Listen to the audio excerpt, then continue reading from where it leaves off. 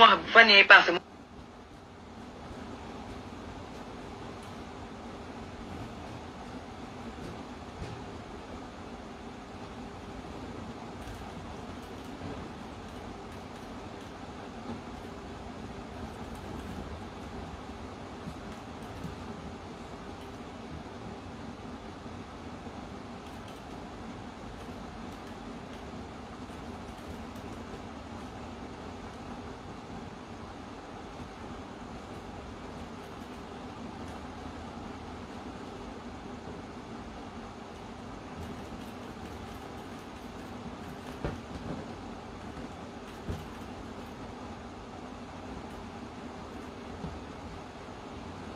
Hey Seku, how are you?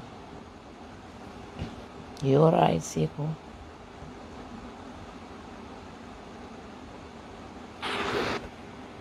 Hold on, guys. Yeah, I'm into another getting back to my phone. Share and follow. I'm going to video share.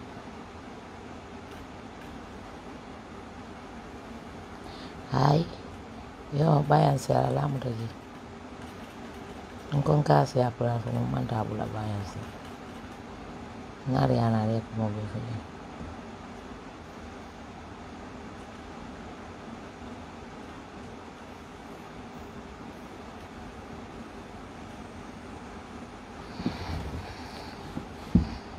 I'm fine, thank you. Unko fata mama di eske. Fata mama di ma. Bal mama di.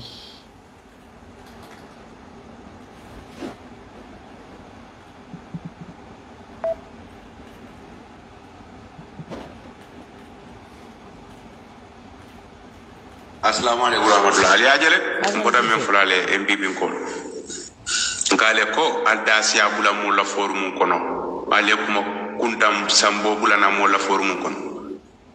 ikaje ndo lem patio ndol kombe baro la sembentu yande kande pour baro be tambino la nyame bari alinya tonya ke so fo nyoyde MPP afani afola la siata adi am mesen fola siata men be fange media di amulati be sansan you know mol bulo bote buda bala bo fa man sele buda bala de dindim feje ite wandi fa su tara lori ngite mo su lo nya long e ko foyo ke o su dioti wala MPP du parti otora MPP ndol Gambia jang me parti killing wala ndol tora nkanda kar jela de UDP wala tin nan tol baro mol be bolato wala tin na MPP mol be kolon na MPP kensen be lol ni hasidi yalen ajibet Usain Dabole UDP ngo var fondol defense manola adama baro ma bang nya même sambala kan nyimbe me sambala kan abe do go men kala banko dingole adam baro ajande tabulle na man ke do ke sodi da abe do ke sole kala banko dingole na mo men ka kanen banko dingol kan ika do menna ala sidi fano ala tarabla ala domoro ala fete foto fen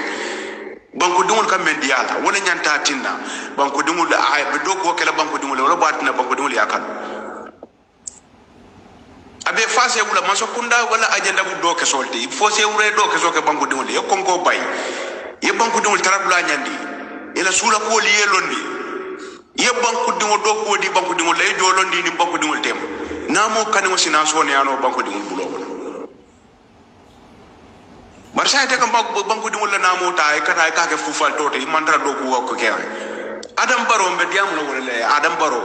nim yaadi nim forum ko nal kam mol fa odi lo dola de al ben odi kalantawol kila na mol forum ko ne odi olam lo drone ni pare day ba la mo la drone e mu ko kuma moy na man ko ku kalantawol MPP yaade nyi na kafo be tunen kanere même baati na be tunen kan nyin dinni fejol men na de kafuta mol ma mol bulo mo boy budata drone itol ko be faawol lu sa wulu nya sata ya mero be non ite fata ko da ko ne ko be wulu nya sata la ñene MPP ka ñene be MPP ka fo kinya kan Usain Dabole UDP Usain Dabole UDP Usain Dabole be la do ko la de wol mu politicien no de wol banko ñini kan de banko le fe manda wol bulo ko ba banko le fe ba adam baro bulo ko no ikaje nga mistake la Gambia di ngol politicien ol damal dugare al kakala al dapo nyoka defana sal yamar wol politicien al mu banku nyini na lendi ikaje politicien o kana la man samara ko dengede man samen ka politicien o mara politicien o kana ko denga falinga man samara de o bebe ala la bulo ko altala man so la kala ino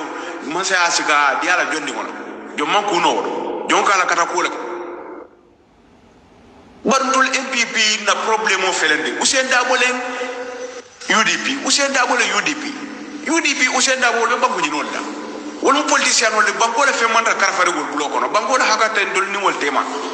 banko la ka ko be men bulo kono wala adam baro dol kon ka ma ko le pour men baten ha ko ka ne mini ngala bar ha ko to fe de adam baro la signande junu boy to fe de adam baro la signande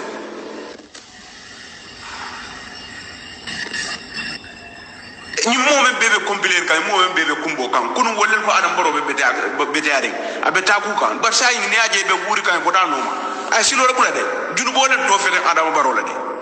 ka ko len to minin adam baro MPP dingol alinya nafika ya landi alfede Ousainou Darboe ta nominate la kari mu me kaw kankula mo la forum kono mol me jeno Ousainou Darboe ba di jeg la felende akeda nyantori ay katol men presena politique party a independent party man soto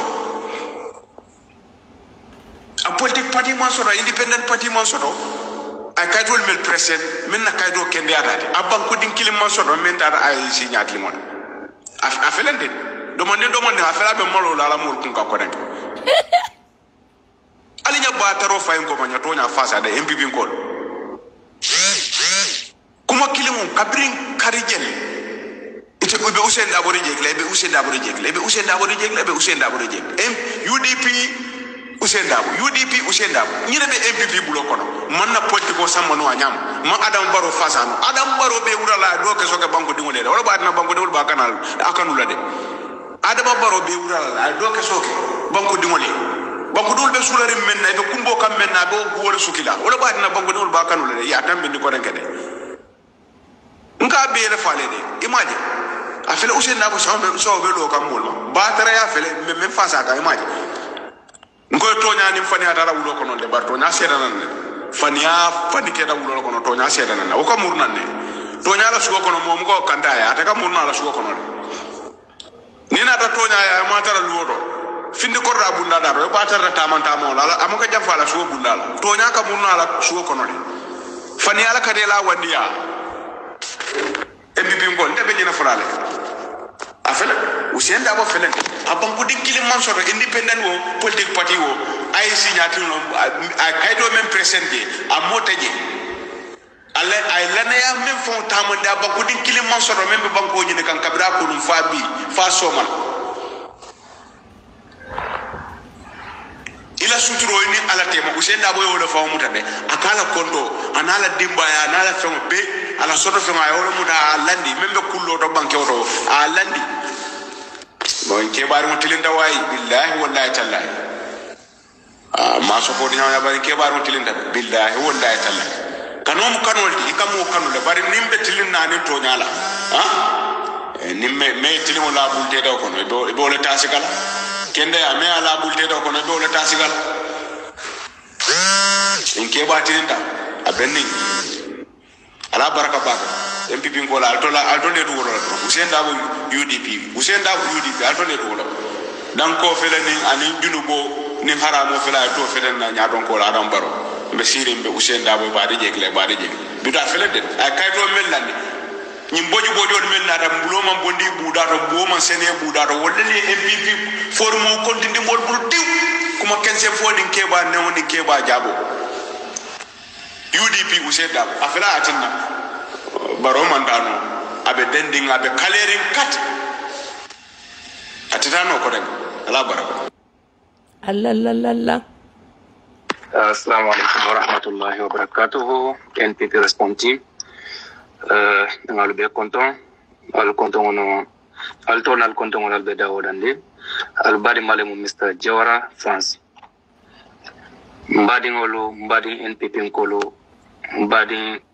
Gambia ngolo ani barola kanundelo ngal be konton al be dawodande kono kontondiro tambiren ko ma nga misajo je mi alo balafa warta amandiante kundimoy ay niyo fana torale mune o kenni NPP especially kemo wayin kema kemo nde mole munti mi alo nga bunya bake ngala wodiol fana la moyle bolo har madingo akole yata nyaawo nyandi insibalu tonya kan tonya manyon soto tonya le mun fenti mi ala be labanna yeni tafio min darate amanke tonya tini manke loya dabo la tafienti loya dabo ala tafia manke nindi NPP nkolo ali la mini toure aka politiko minke ali anigi la mini toure ka tonya le fo aru tonya ma fion fensi hada madingo mafani afu gasima NPP beta kande sembo ani sembo al dugare ali fani afu bula al kamin fota ale min foja kani natalo min natite ani loyala natalo imanke kilinti ntemu barola fanleti moma baron kanu gambia kono katambindeti ntezi ni sacrifice no baroye adjare tanya fion fenna mbakela baroye pour aytambi ma fo katam fandi jalango lo fenkolde mi adjarta fengo fenna pour har madingo le yanda ka ni odundije ntezi wakil no le kake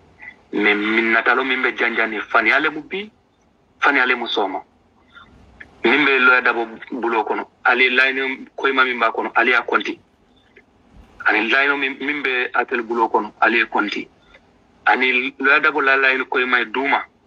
ay layni fulole soto layni kilimo le mi ala nyaato aketa fulolti atel tan layni kilimo ko ali fania bulante bugala fi politiko ni fania la na tonya fo tonya tama ngamansa kunda soto mitete mfanya na baroide nga misejo fo nga sen groupe mun fo ngoto murunta jele nga be delete parce que kabiri kiskiso na tan nga jubele ka fo wuli alem ali wuli abula alu nga politique seni ngoke nga mol kumandi baroka amanjare fania fo puruka mol nati baroka tonya kendo asamba baro do ko kele baro do ko ke baro minke gambia kono mbele alo mitete ni on nakar ndamo kili ka fo mbe mako ela nga faniale janja fania fa unia gente nga janja fa malo ne ngalo ko huli ale munta janjana nde politiko mbe mol kumande kanne kata baroka lungolu mbe keloke kanne kata baroka lungolu Mr Jawara France ali na wodiol moyle mimi alo sarahole kango ani manne ka kango kamol synthesize le pour yena baroka me har madingo num ka kare huli al janjana social media kono de ni mujunu bu balti halni man la fi mola ni mujunu bu balete ka karni si folkela al dugare ngal manene ala baraka bake miso yole mi ala mandi anye bi amandi anye soma alkana wuli ala ke ngo lo da ko mandi ande haldo mande ne malo da bokan kabira la ente dande ne makam ya jele ne man la fala fon pour gambia mara ne mandu UDP kabira la ente da ne mandu UDP ne mammo ko mandi ka du UDP ne ma fende ge UDP ko fon mandi ande na bende bloko mba truba na bile me fania ngakaro la le kande harma dingo ni ka fani ala mo kandro ala ka ma koy kande dia mo flenda jamfata na ma dia mo mi na mintora al sa ko boy ni me tonya ndelbe balulo le ka tonya ndelbe falo le ka ala baraka bake ali batu nga kenno mbe continuer la audio lale ba yen kenno men bota jannu wala audio yente faale mbatu ngo play ko take assalamu alaykum warahmatullahi ali ajele mboda men fulale MPP ko ngale ko aldasiya bula mo la forum kono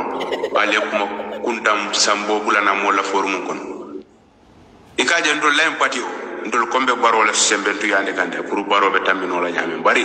alinya tonya ke sofo nyoyde MPP afani afola la siata adi am mesen fola siata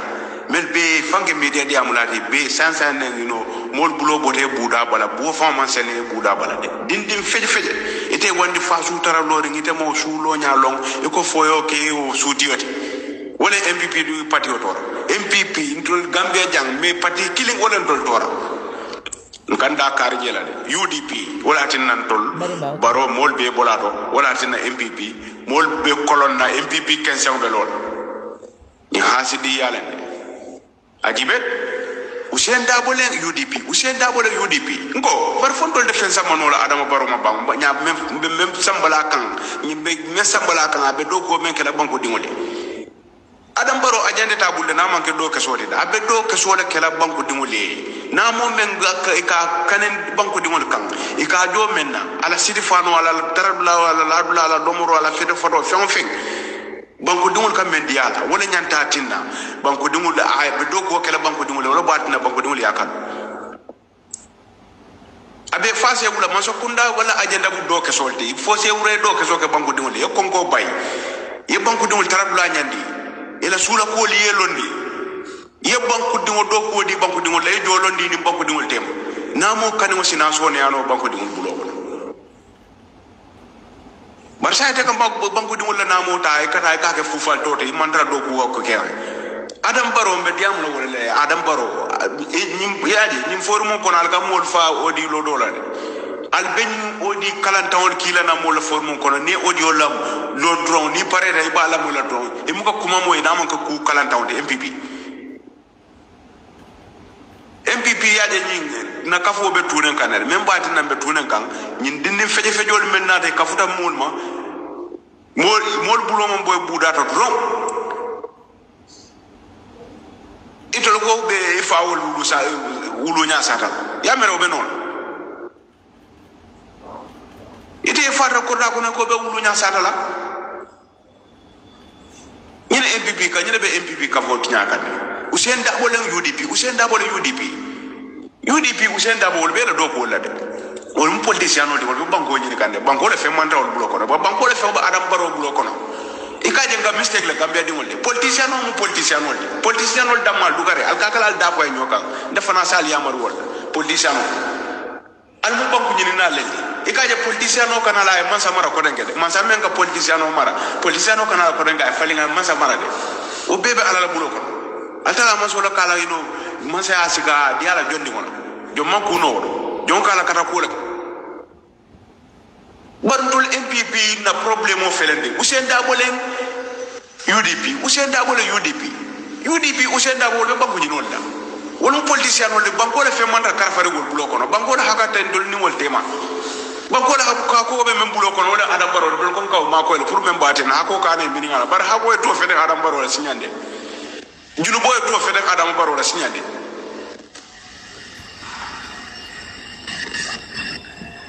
ni mo men bebe compiler kan mo men bebe kumbo kan kunu wolen ko Adam Barrow be bedaare abeta ku kan bar sa ni aje be wuri kan ko da no ma ay silo la bula de junu bolen to fe de Adam Barrow la de ka ko len to minin Adam Barrow MPP dingol alinya nafika ya landi alfede Usain Dabo ta nominate la kari mu me kaw kan kula mo la forum ko no mol me jeno Usain Dabo ba di jegla afelende akira nyantori ay katol men presse na politique party a independent party man soto a politique party man soto independent party man soto ay katol men presse men na kaydo kende atade abban ko din kilim man soto men tata ay signat limon afelende domande afela be molo la mol kun ka ko rek alinya ba taro fay ko manya to nya fasa de MPP ko kuma kilimun kabrin karijel ite be Usain Dabo reject lebe Usain Dabo reject UDP Usain Dabo nyine be MPP bulo kono man na politiko sammo no anyam ma Adam Barrow fasano Adam Barrow be wurala do ke soke banko dingole wala ba na banko dingol ba kanal akanu la de Adam Barrow be wurala do ke soke banko dingole banko dul be sulare men na be kumbo kam men na do wala sukila wala ba na banko dingol ba kanu la de ya tambe ni ko denke de nka be le fale de imagine afele Usain Dabo so be lo kam wol ba tara ya fele men fasa ka imagine ngoy tonya ni fani atara wulo kono de bar tonya seda nan fani keda wulo kono tonya seda nan o ko murnan ne tonya la suko kono mom ko kanta ya ataka murna la suko kono ni na ta tonya ya ma tara luodo finde ko rabunda da do ba tara tamanta mo la amaka jafa la suko bunda la tonya ka murna la suko kono de fani ala ka de la wandiya MPP ngol de be nyina frale afele Usain Dabo fele abam ko dikkili man soto independent wo politique party wo ay signature no ay kaydo men presente a motaje alla ay lana ya men fo tamanda ba ko din kilim man sodo men be banko nyine kan kabira ko dum fa bi fa somal ila suturo ni ala tema usenda boy wala fa mutade akala kondo anala dimba ya anala fe be ala sodo fe ma yoro muda landi men be kullo do banke wodo a landi bon ke bar mutilinda way billahi wallahi tallahi ma so ko nya bari ke bar mutilinda billahi wallahi tallahi kanom kanoldi ikamu kanule bari nimbe tilinna ni to nyala nimme me tilimo la bulte do ko be bo le tasikala kende ame ala bulte do ko be le tasikala inke ba tilinda abenni ala baraka ba MPP ko la alto le do wala usenda bo UDP alto le do wala dan ko fele ni ani junugo ni haramo fela to fele na nya don ko la dam baro be sirim be usenda boy baade jegle bi da fele den ay kayto mellani ñi boju bojo mel na dam bulo man bondi buda do bo man sene buda do wala le MPP formo kontindi mol buru diw kuma kense foni keba newni keba jabo UDP usenda afela atinna baro man dano abe dending abe kalerin kat atitano ko dem ala baraka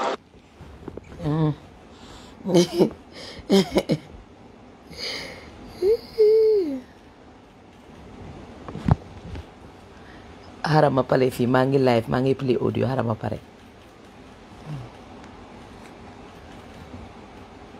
NPP kono ni mo kemele bije alon ko mo tan konon to be Hussein Baye be bulo kam politique wala le Hussein Baye politique no baake le fande do man dinteng ay politique ona telle be jutu ala doron bonde mun kadi amo tembo mun na dabo mutabe prison every wularo Hussein Baye na lifa na la C class a scola ntelni a scola ntelni Hussein Baye kabula every wularo ka jodan nan dabo nyole prison o every wularo ka jodan nan dabo nyole prison o so ni wo bisel ite bisen Hussein Baye mu ite fro nim ku famu Hussein ne keta moti mu yete dundi politique o kono ni wona la muso dunta nyola fo setan dunte te may dunta nyola fo police case suntaje nalo nitam good friend mendi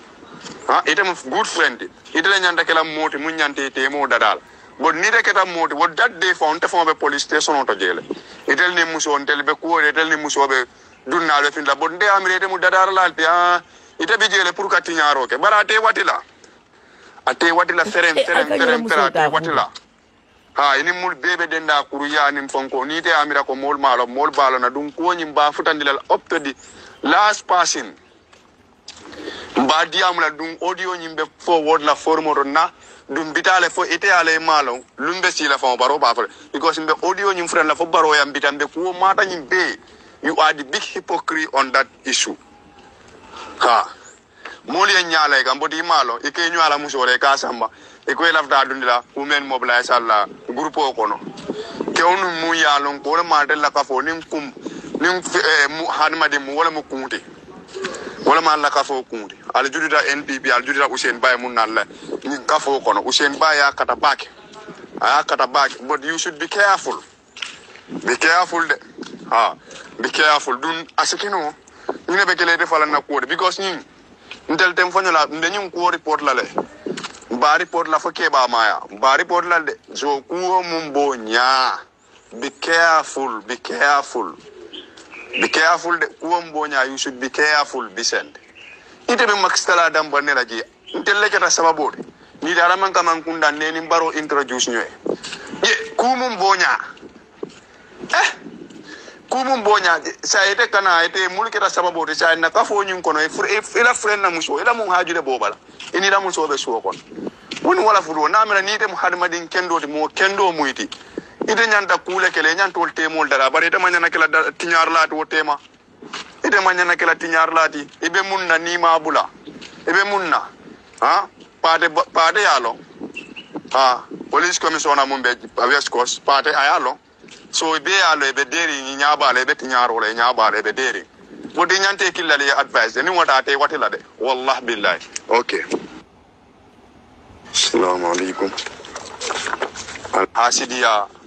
anim ala bambo baro doron grupo mol mbal be kontona al tonal kontona nal taradula NPP ngolu alin dambon ye teng alin na teng na banko do kunna hasidiya anin konnante ya bondin dambon tema hasidiya anin konnante ya dambon tema nafa tala je ntel bibi ntel phone keta sababoti muli la wala pour ni barol ye nyoje sa wolle kana muru kan telephone dambon kele alnin ko mol nyanta ka mutan na jibe de na ko kiskis baake de mol nyanta ka kata na jibe na ko kiskis baake de ni na ta to mo jibe ka fu mu ye bisel mendi abe farato bisel mendi je ite killing brite corruption ke ye muta corruption la jana health ebe do ko la health ye muta nyim coronavirus ko do la corruption ni ye muta la je ko la demande se soron ye samba ye baydo ko la je brinne bayntel leketa sababoti nim gofonol pour kata pour ni baro nyaay nyoje manka mankunda brini baro nyaay nyoje baro ye nyuni kay ko ke jo karo 7000 misel itele afo ko karo ke jo 7000 je baro na rafo sa every month mbe kara 10000 dilela karo kare ni na rajibe te feofen na NPP kono hani mo tawte ko ma ite feofen na je na manke max kalal ka max wotala ani e kafu nyola muso we na la muso mul londindi nyola je woni wa muso ite le na rake sababo de fo bitilo mun de la futu wala njuru tambe bitilo mun ite le na rake sababo de falan fo sa ite ni muso ka finti e ka muru ko la muso mutay ko feale ha ikoy o mutay ko ka ke o mutay ka hada nyala muso la bisel mendi hakiol bisel hakilo nte fon buke ko buke to fon fon corona no because of why la ko fon diminna ka warale ni be tambila jang wati ni nyimpi ko be tambila view wandi muso tare fe moto kono be wero selendila wete na famunela you know deputy governor be larika governor be larika jang wol bebe larika because of why ela kuruya mu ibala dum useni bay to nya useni UDP lon nunde bar sa bidana da barola ko be useni bay sankare yala nafulo dunje amanta be siria be politiko ke kam baro dum NPP kono nim ko mo bije mu ye politiko no useni bay sankare you understand so ite bonya molni te boto je molnya bela eni o muso ka finti iko ka kewni na hadaji dun kewni wala keta sababoti ite ni muso nyinte mo la bisel mendi bisel be careful politico although mbem politician politico manjare nyon kew anala muso be problème o kono fo adara kunta case court case la ye ite ko e kamuru o muso nyi ite ko le hadani kew nyinna lu wo kew bo muso nyi ne te mamba kala muta ite bisel imam bo fen kala muta je o kew ni wo muso ila fudu keta nyaadi le te mambo fen kala muta je imam bo fen kala muta ko ka useni bay e ka hadanya la muso la e ko ka usen bay hadanya la muso la wodi yamum mira woda kelede usen be tonya kamba manta tonya barbari te da dun taje pour ite ko ha e ka usen ne hadani muso nyinna ite la mira fe be soksit la wallah billahi tallahi biseli te soksit la du ni me ke ko be malla NPP ka fo kono malo be sot la je du ni me ke ko dinni be butela wallah billahi tallahi e be mun ne ma bula wandi muso e ke la muso fili bun kono je e la muso mbe bul fulo e ko fili bun kono je kata ni wandi muso kata e ko samba birol te ka fo e ko kuma e kata Allah men mo bla e ka fo lafta la ñun dundi politique kono dite alon ko ke mam NPP kolti du ke ma le defon londindi politique la du ke ma la kata sababu de fayde ni baro nya ñoje manka man kunda fo baro ko e karo kare mbeten tawdan dile na ramuru ye piko puta ko dila NPP piko ye biseli de man bo mari la julo jono say ko kana muso wala muso le ke fi around e ko bola muso le ke la politique kata e ko ni tandu wala say be dun ko wol tema du a futa nya nya hana kita din clinti woli o so de fudu ko no le bisel be careful bisel I'm talking to you ndemu ila molde ndemu kadiamu ye be careful be mun na abula ni abula no yabula ni ma abula yawa ibajelale wallah billahi tallahi ni ma abula bisel ibajelale musolu be ke ku kon sonko la kewal be muzuku sonko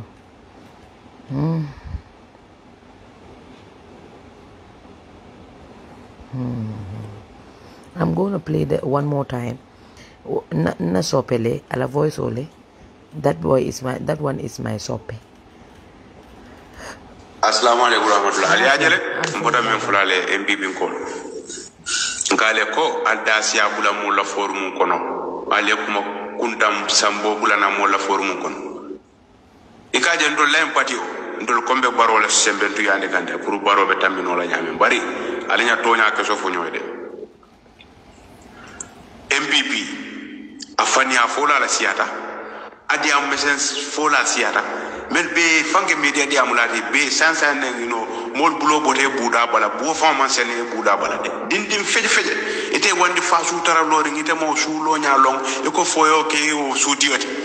wala MPP du parti otora MPP ndol Gambia jang me parti killing wala ndol tora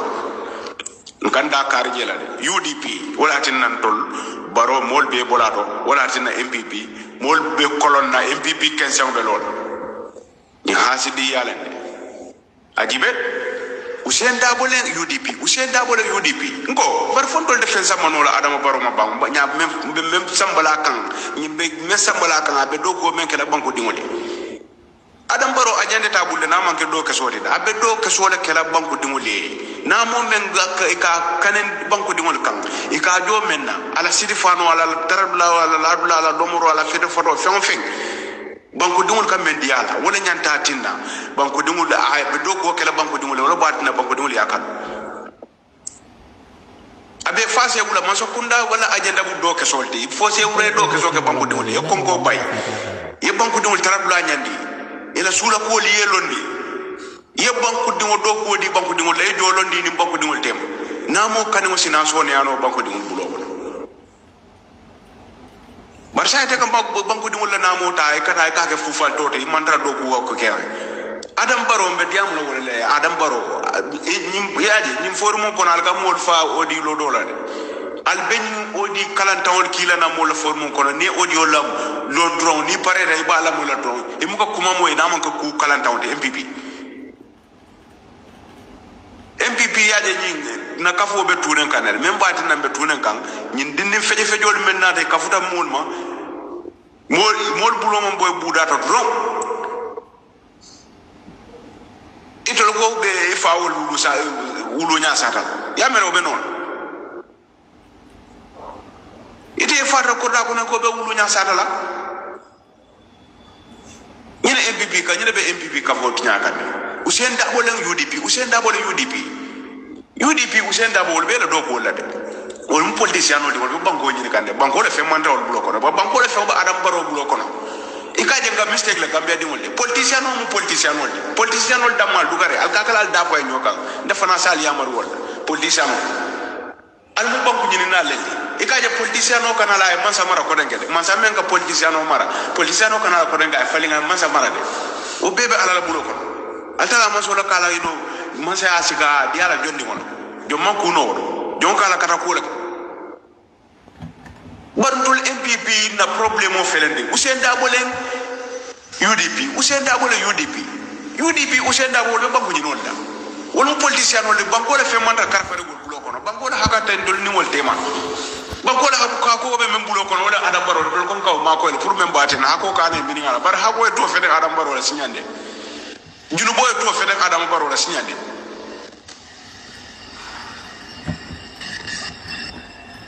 ni mo men bebe compiler kan mo men bebe kumbo kan kunu wolen ko adam baro be bete abe taku kan bar sa ni aje be wuri kan ko dano ma ay silo rek la de junu bolen to fe de adam baro la de ka ko len to min adam baro MPP dingol alinya nafika ala di al fele Usain Dabo ta nominate la kare mo me kaw kankula mo la forum kono mol me jeno Usain Dabo ba di jegla fele de akita nyantori ay katol men presse na politique party a independent party man soto a politique party man soto independent party man soto ay katol men presse men na kaydo kende atati abban ko din kilim man soto men dara ay signat limon a felende do mon a fela be molo la mol kun ka ko den alinya ba taro fayin ko manya tonya fasa da MPP ko kuma kilimu kabrin karijel ite be Usain Dabo jegle be Usain Dabo jegle be Usain Dabo jegle be Usain Dabo jegle UDP Usain Dabo UDP Usain Dabo nyina be MPP bulo kono man na politiko samano anyam ma Adam Barrow fasano Adam Barrow be wurala do ke soke banko dingole wala ba na banko dingol ba kanal akanu la de Adam Barrow be wurala do ke soke banko dingole banko dul be sulari menna be kumbo kam menna do wala sukila wala ba na banko dingol ba kanu la de ya tambe ni ko denke de nka be le fale de imagine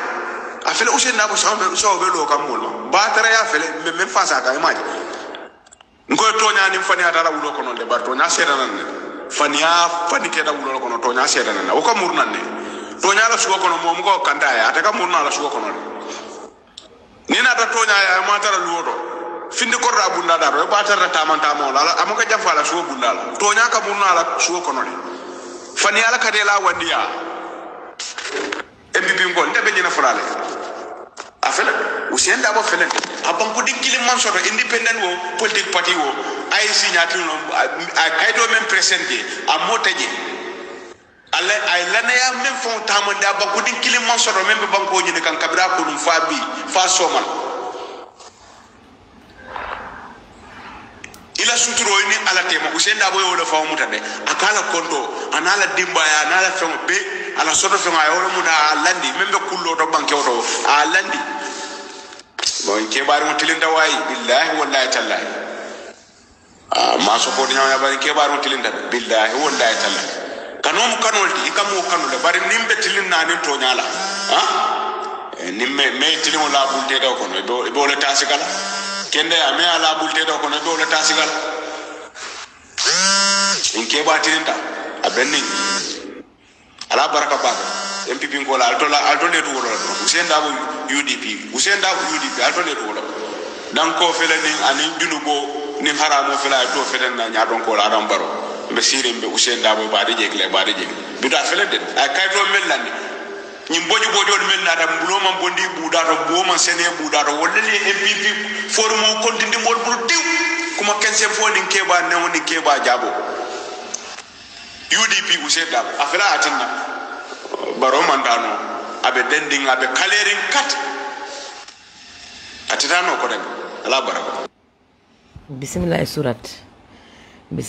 ala masuto to diala bye everybody ooh